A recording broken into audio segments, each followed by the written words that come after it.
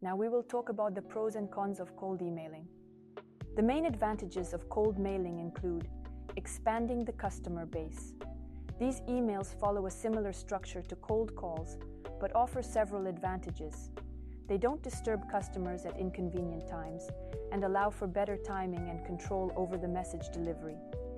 It takes less time for the customer compared to phone calls. When a company calls a consumer with a promotional offer, it often triggers a negative reaction and consumes their time. For many, phone conversations are already effortful and can be overwhelming. In contrast, a text email does not elicit such a reaction, as it can be quickly skimmed to understand the message without interacting with persistent salespeople. There are fewer actions required, which leads to customers perceiving the offers more positively. It remains visible to the consumer for a longer time. A phone call is easily forgotten by a person once the conversation ends, whereas an email stays in their inbox until they view it.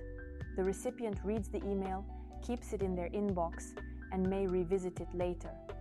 Scale of distribution. The more calls that need to be made, the more personnel are required, whereas sending an email can be scaled with just a click of a button.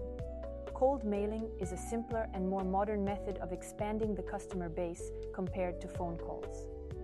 The disadvantages of it include the risk of being perceived as spam.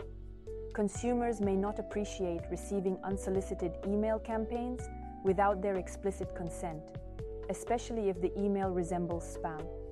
There is a chance that they will not read it and immediately delete it.